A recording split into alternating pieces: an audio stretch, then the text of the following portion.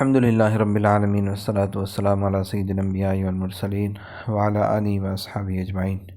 میں مولوی صدیق اکبر YouTube channel اسرا T V سے۔ سرکاری گواہ کس طرح بنایا جاتا تھا؟ یہ طولانی قصہ بہت دل خراش ہے، نہ قلم میں لکھنے کی طاقت ہے اور نہ سننے والوں کو سننے کا یارہ۔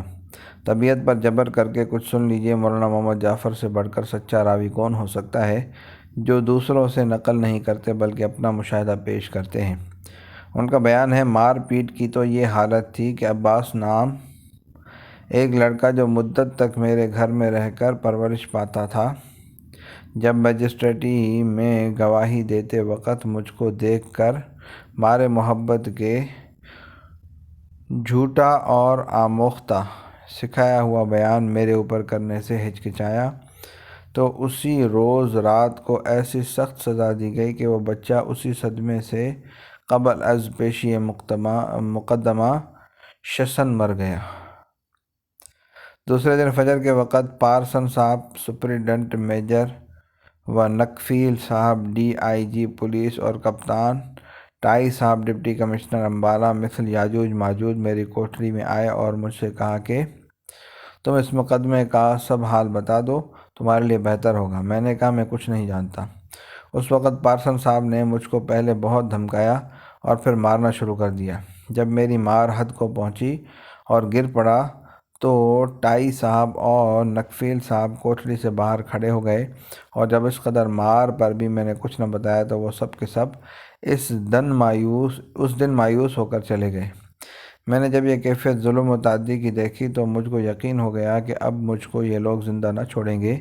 میرے ذمے کچھ رمضان کے روزے باقی تھے۔ دوسرے دن میں نے ان کی قضا رکھنی شروع کر دی۔ دوسرے دن جب میں روزے سے تھا، علی الصباح پارسن صاحب پھر آیا، وہی کارروائی شروع کی، مگر تھوڑی زد و کوب کے بعد مجھ کو اپنی بگھی میں بٹھلا کر ٹائی صاحب ڈپٹی کمشنر کے بنگلے پر لے گیا، جہاں پر وہ دونوں یعنی ٹائی صاحب اور میجر و نکفیل صاحب بھی موجود تھے۔ اس دن انہوں نے میری چاپلوسی کی اور کہا کہ ہم تحریری عہد کرتے ہیں کہ اگر تم دوسرے شرکاء اور معاونین جہاد کو بتلا دو تو تم کو سرکاری گواہ بنا کر رہا کر دینے کے علاوہ بڑا عہدہ بھی دیں گے، اور بصورت نہ بتلانے کے تم کو پھانسی ہوگی۔ میں نے اس چاپلوسی پر بھی انکار کیا۔ پھر پارسن صاحب ان دونوں سے انگریزی میں باتیں کر کے مجھ کو الگ کمرے میں لے گیا، جہاں لے جا کر پھر مارنا شروع کیا۔ 8 بجے فجر سے 8 بجے رات تک مجھ پر اس قدر مار پیٹ ہوئی کہ شاید کسی پر ہوئی ہو، لیکن میں بفضل الہی سب سہ گیا، مگر اپنے رب سے ہر دم دعا کرتا رہا کہ اے رب، یہی وقت امتحان کا ہے، مجھے ثابت قدم رکھیو۔ جب وہ ہر طرح مایوس ہو گئے تو لاچار 8 بجے رات کے مجھ کو جیل خانے واپس بھیج دیا۔ میں تمام دن روزے سے تھا۔ بنگلے سے باہر نکل کر درخت کے پتوں سے روزہ افطار کر لیا۔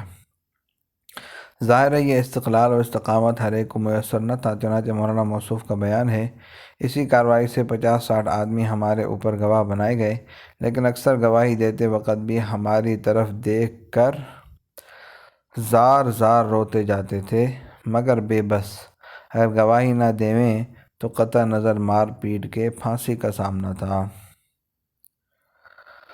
فراہمی ثبوت کے ایک گواہ وہ تھے جن کو مار پیٹ کر اور پھانسی کی دھمکی دے کر گواہ بنایا گیا۔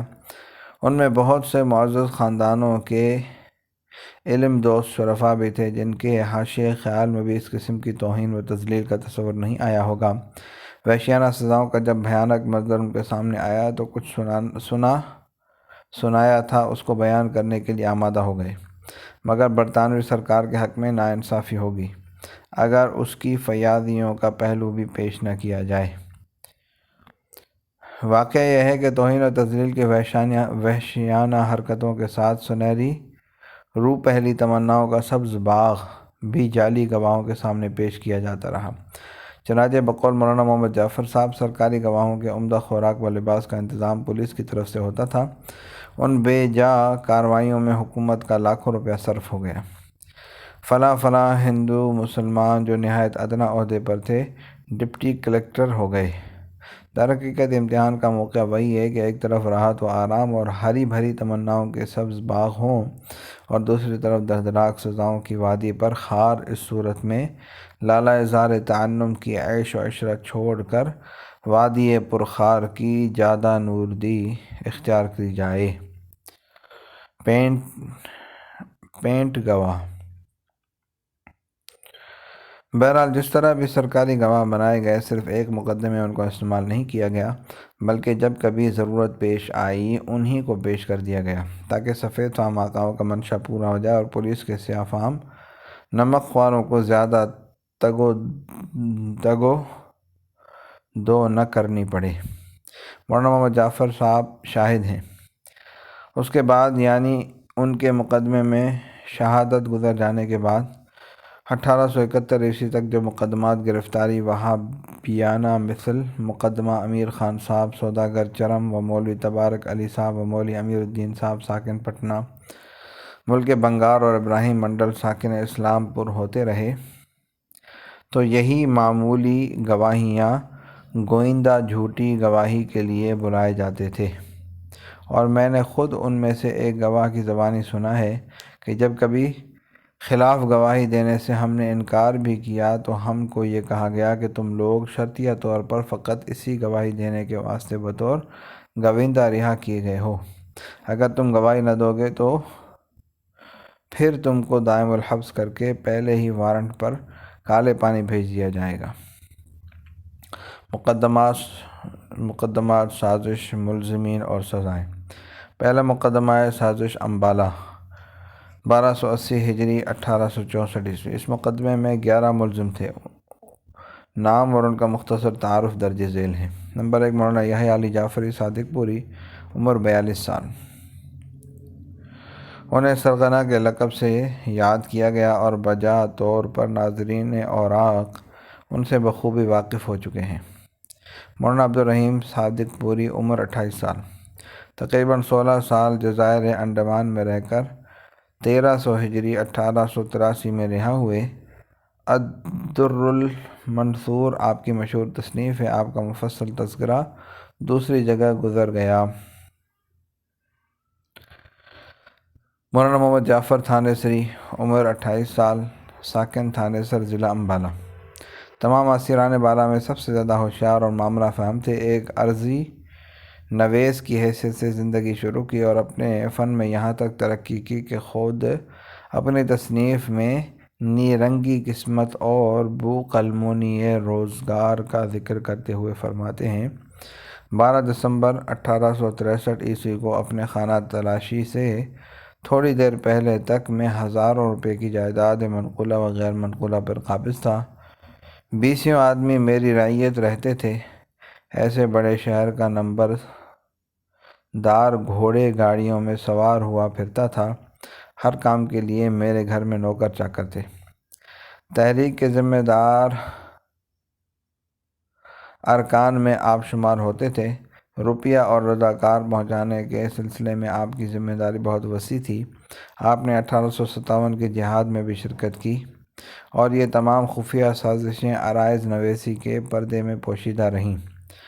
آپ نے اس پیسے سے اس انقلابی سازش کے راستے میں بہت فائدہ اٹھایا۔ آپ نے پورے مقدمے کے دوران میں کوئی وکیل نہیں مقرر کیا اور بڑی قابلیت کے ساتھ گواہوں پر جرح کرتے رہے۔ مولانا عبدالرحیم صاحب کے ساتھ رہا ہوئے اور پھر چند تصانیف قلم بند فرما کر اپنا اور اپنی جماعت کا تعارف کرایا۔ آپ کو عام طور پر منشی لکھا جاتا ہے۔ میاں عبدالغفار صاحب ساکن پٹنہ۔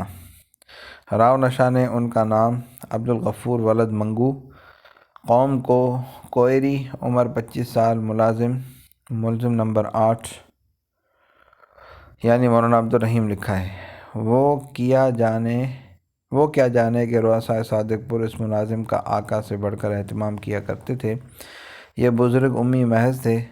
مولانا ولایت علی صاحب کے خادم خاص تھے۔ مولانا فرحت حسین صاحب اور مولانا عنایت علی صاحب سے تربیت پائی۔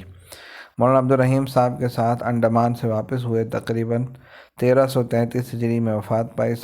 صادق پور کے علماء متاخرین کو سیدی میاں عبدالغفار کہا کرتے تھے۔ نمبر 5 قاضی میاں جان ساکن قمرکلی، ضلع پٹنہ، بنگال، عمر 60 سال، امبالہ جیل میں وفات پائی۔ امبالہ کے جج کے بیان کے مطابق مراسلات کا سب سے زیادہ باغیانہ حصہ انہی کے گھر پایا گیا۔ یہ 5 حضرات جماعت کے رکن اور تحریک کے ذمہ دار تھے۔ یہ جس طرح جہاد آزادی میں پیش تھے، مصائب شکست برداشت کرنے میں بھی جواں مرد ثابت ہوئے۔ ان کے صبر و استقلال سے دور صحابہ کی یاد تازہ ہوتی ہے۔ ان کے علاوہ اس مقدمے میں 6 ملزم اور تھے۔ یہ کاروباری لوگ تھے یا ملازمت پیشہ، یہ تحریک کے ذمہ دار نہیں تھے، البتہ تحریک کا کوئی کام ان کے ذمہ کر دیا جاتا تھا۔ اسی جرم میں یہ گرفتار کیے گئے۔ یہ لوگ ایک عرصے تک شریک مصائب رہے۔ کسی نے 7 سال اور کسی نے 10 سال انہی مصیبتوں میں گزار دیے۔ پھر کسی قدر ان کے قدموں میں لغزش پیدا ہوئی اور زیادہ تر حکومت نے ان کی مہمانی کو غیر ضروری سمجھا، لہذا رہا کر دیے گئے۔ صلی اللہ تعالیٰ علی حبیب سیدنا محمد وعلی آلہ وصحبہ اجمعین برحمتک یا ارحم الراحمین۔